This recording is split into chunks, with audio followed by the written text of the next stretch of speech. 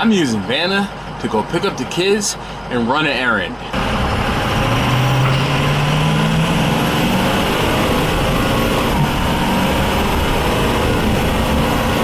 She moves when she has to.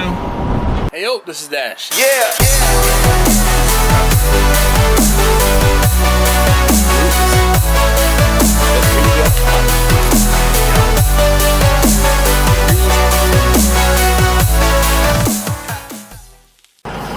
Alright, so before I forget, probably can't turn that on, but I am going to first and foremost put on my seatbelt. Don't want anybody giving me grief about not having on my seatbelt.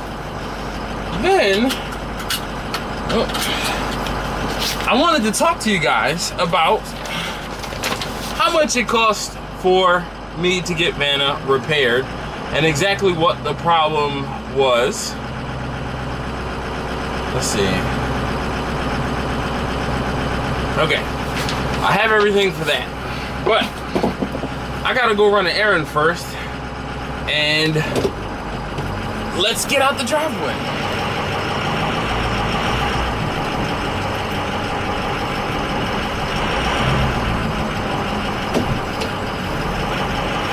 All right, so let's talk about what. Listen to that sound there. I missed this sound. Let's talk about what was wrong with Vanna. So, in case you guys don't know, Vanna is a 2006 Ford E350 6-liter extended cargo van.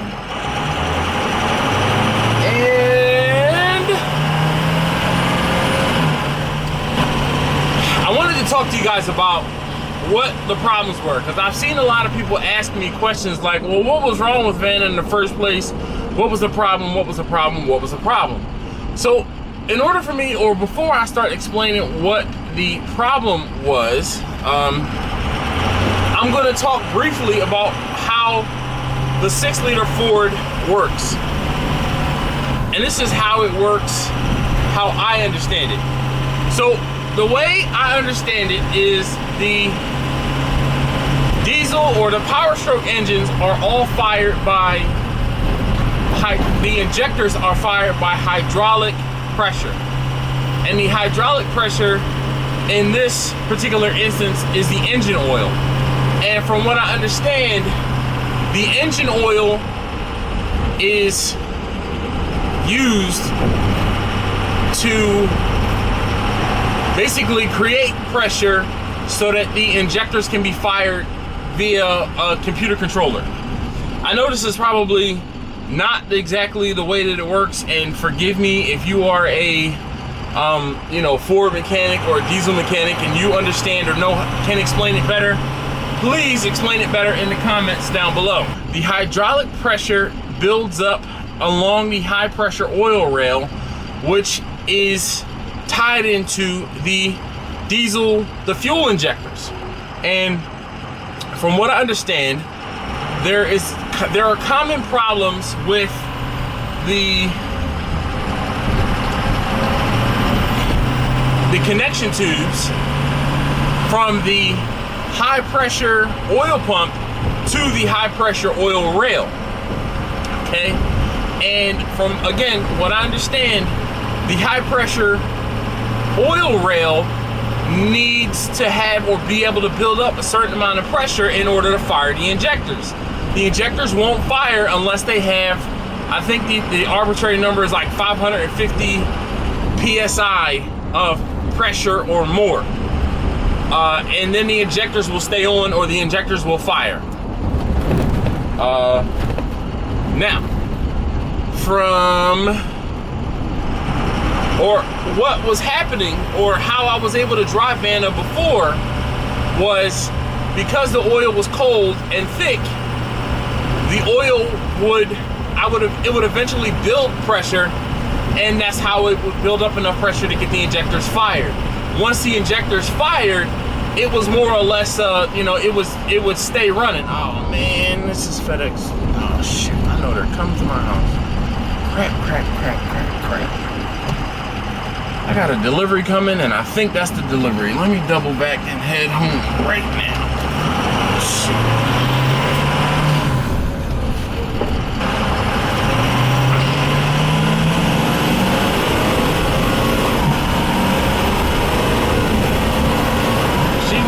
She has to. All right, so from what I understand, again, and this is me just doing some basic research when I found out what the problem was, or when I found out there was a problem. When the oil gets warm enough, the oil thins out. When the oil thins out, it could not build up enough pressure to get the van started. And then eventually, after running it for a while, I mean, I ran this van for 6 months the way that it was, where I would start the van and I just, as long as I didn't shut the van off, it was not a problem. Now,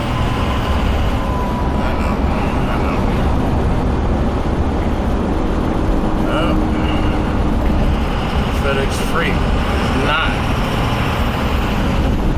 turning down where I would think you need to turn down. Then again, it is a big truck, and maybe he's going a different way and she's going a different way. I'll have to run that errand later.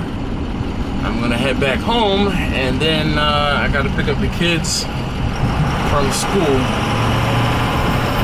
But I know I'm kind of all over with this, and I apologize. So what was happening was, once the van got warmed up, the oil pressure, or the oil thinned out, and because the oil thinned out, it wasn't able to build up enough pressure. It was only building up probably about half of the pressure that it needed in order for the injectors to fire. And because it wasn't building up enough pressure, the van would not start. So it finally got to a point where even at idle, the pressure was dropping off so drastically that the van would not keep running. So that was the video that you guys saw when I was trying to help out my friend tow his car.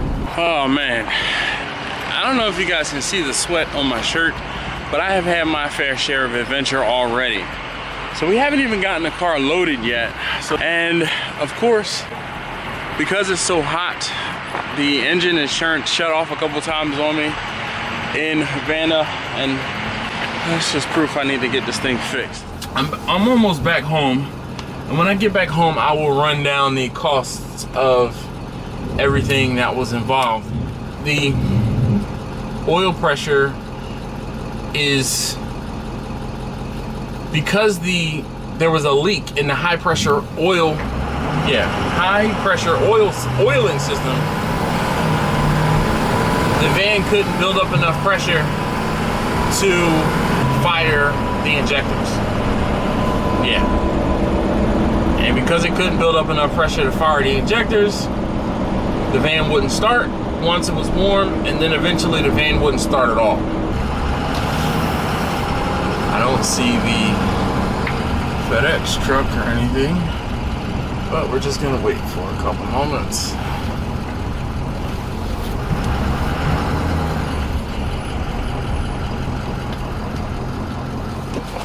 Okay, so now that I'm back home, FedEx freight person, or FedEx freight truck, like I said, I was trying to hurry up and run an errand real fast, but that didn't seem to work out. So I ended up taking my van to a company called Pasadena Diesel Repair. And they came highly recommended by one of the parents of a child from the school, my son's school, who also has a 6-liter diesel van, or excuse me, he had a 6-liter truck, and he had, he highly recommended them. So I took his recommendation because he had a similar vehicle to what I had.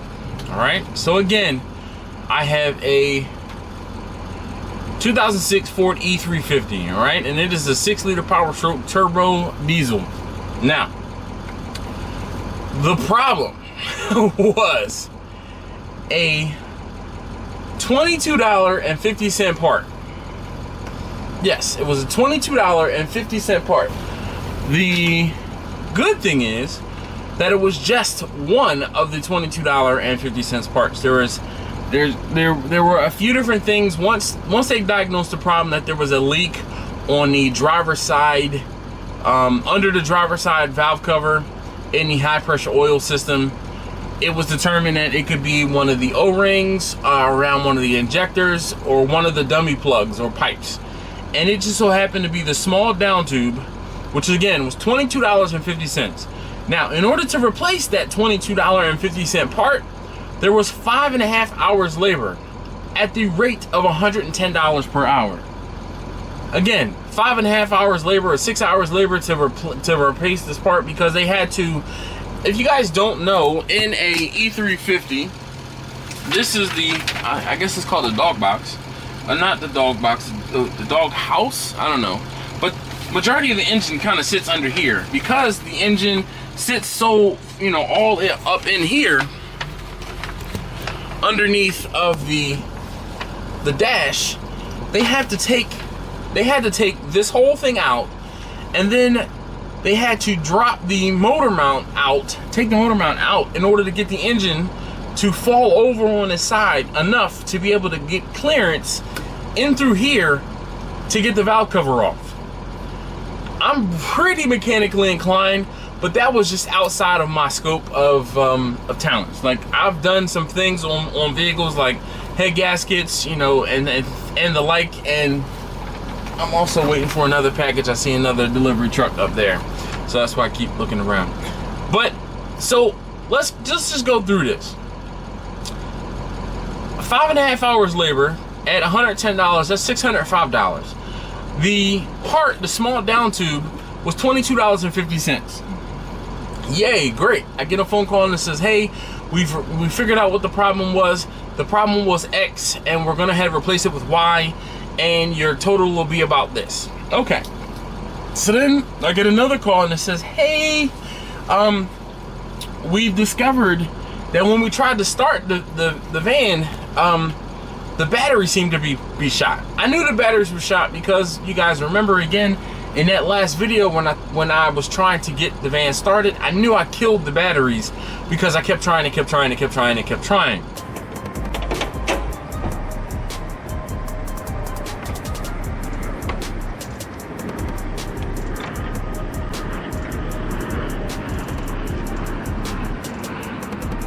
Go ahead. Hold on. Give it a second.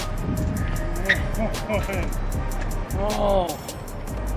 Alright, try it again.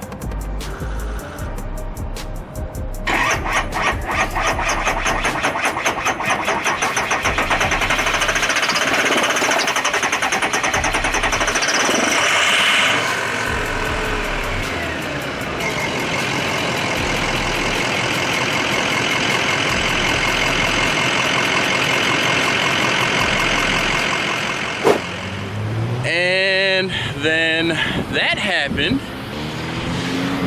Yeah, so after all of the cranking and the attempts to try to get the van started after it shut down, we stopped at an intersection and the van turned off, and the batteries just pretty much have given out from trying to get the van started. All right, the batteries it was 2 batteries at $110 each, which is fair. I was going to replace the batteries, and I looked into replacing the batteries from Sam's, and they were $105 a piece, and I would have had to install them myself. It cost me $110, $220 for the 2 batteries, and then a half an hour labor, so $55. I'm okay with that, right? So now the next thing, once they got the batteries in and installed, they still could not get it started, and there seemed to have been a problem with the starter engaging. So the starter was $187.50, okay? And to install the starter, we have a 0.9 hours and $110. So we got $99 to install the starter, right? So if you're doing the math, that's $759 in labor. That's $430 in parts. And then we have the miscellaneous shop fees and service fee, which was another $70. I don't necessarily agree with those fees. But anyway, the grand total with tax was $1,283.80. So for basically $1,300. Now, mind you, one other thing that the van does need kind of quickly is a vacuum pump. And the vacuum pump will help with the braking, because I had a high hard pedal. So I changed out the booster, the brake booster rather, I'm sorry. I changed the brake booster and I thought all was well. The brakes got better, but I still have like soft pedal, high hard pedal. Where before it was just high hard pedal right from the beginning. So the brake booster definitely helped, but it had not fixed the entire problem, which now leads me to believe that the brake booster might have been okay and the vacuum pump could have been bad. I don't know how, you know, that goes bad, but anyway. So I need a vacuum pump. They told me that they could have done the vacuum pump. The vacuum pump job was like a 3.5 hour job, and it was like a $300 part. I'm like, no. I'll figure that out. I'm like, wait, the van runs. I can drive it. You know, I just have to keep in mind that I need extra braking distance, and that's pretty much that. So hopefully this is my package, or my package is coming in this truck. It's a FedEx delivery truck across the street, and I'm waiting. Again, I have a package that's being delivered via FedEx that I have to sign for, so I needed to be here. But nonetheless, Vanna is fixed. Vanna is running tip top. The heat in Vanna works pretty darn well. I am ecstatic at how well the heat works in this van, especially because of the fact that I don't really wear jackets because I have heat in my vehicles. Come on. Alright, anyway, so that's pretty much it. You guys had been asking me what was wrong with Vanna, and that was what was wrong with Vanna. Vanna had a leak in the high pressure oil system, and because of that, the Vanna wouldn't start, or Vanna wouldn't stay running. So I'm just trying to get the camera right. It was bothering me. Just patiently waiting. Like I don't have to pick up my kids.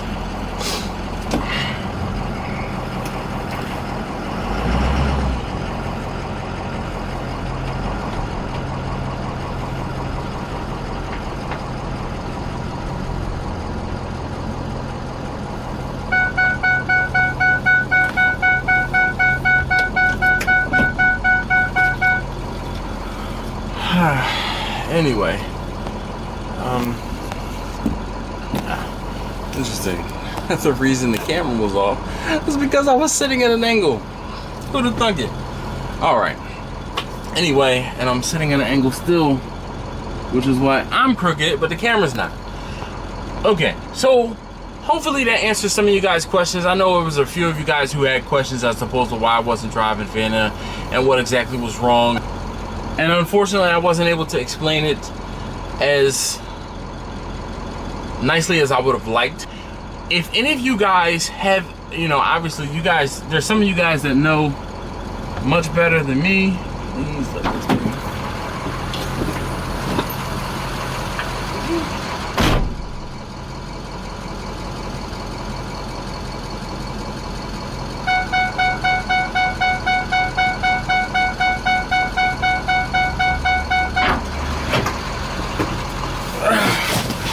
All right, success. That is the package I was waiting for. One of the packages. There's 2 deliveries I'm waiting for. This was one of them. Now, to go pick up the kids from school. Let me get my seatbelt on. Stop yelling at me.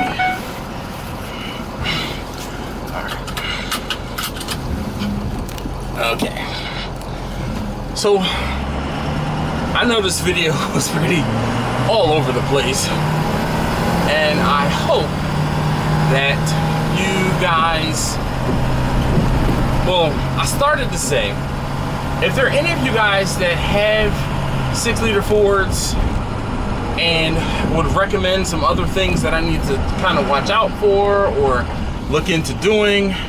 Not that I am rich enough for those things, but I would really like, oh, one of the things I do need to do, I need to do an oil change in this thing pretty badly.